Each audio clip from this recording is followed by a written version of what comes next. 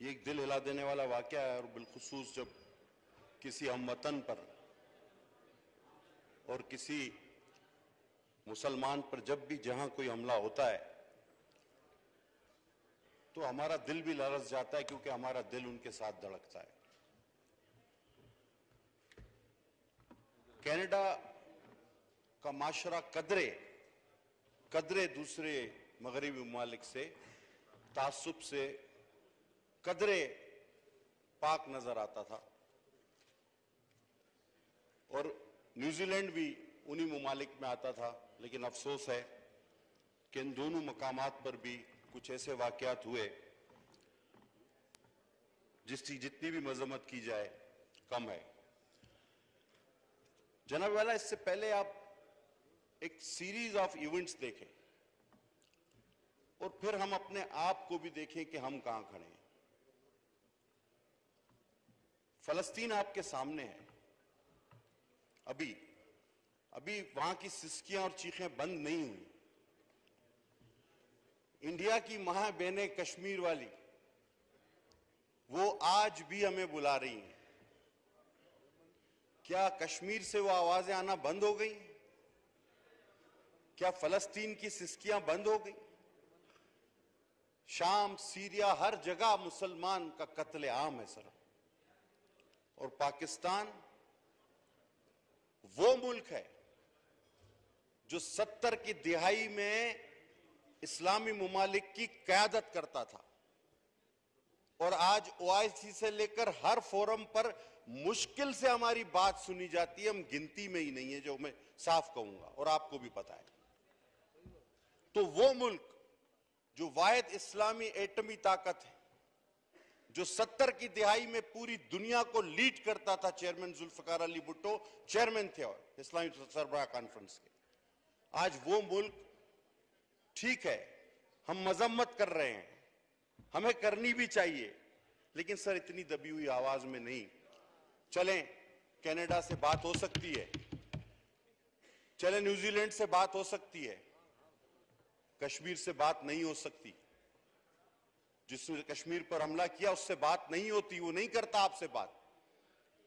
Israel आपसे बात नहीं करता, उसके बारे में कभी कोई वाज़ेह पॉलिसी हमने बयान की कि हम क्या करेंगे?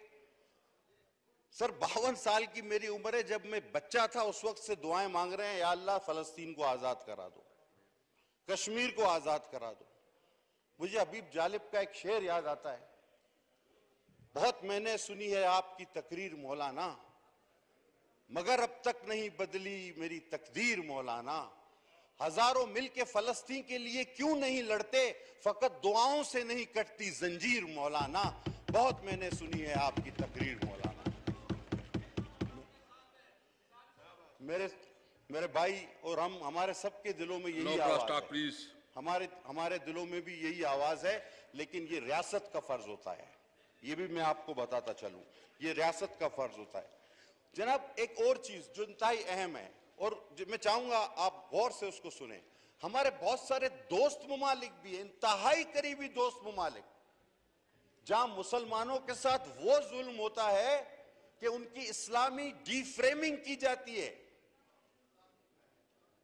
उनके ब्रेन वॉश किए जाते हैं, उनको कैंपों में रखा जाता है। इंतहाई माजरत ख्वाहाना लहजे में उनसे भी बात कर ली जाए कि खुदा के वास्ते हमारे और आपके ताल्लुकात इतने बड़े हैं, इतने गहरे हैं, ये जुल्म तो हमारे साथ ना करो।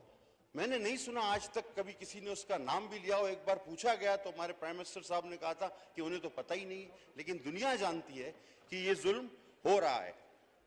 सर मैं इस बात की भी तायीद करता हूं कि पाकिस्तान में अक़लियतों का पूरा पूरा दिफा और पूरी पूरी हिफाजत होनी चाहिए।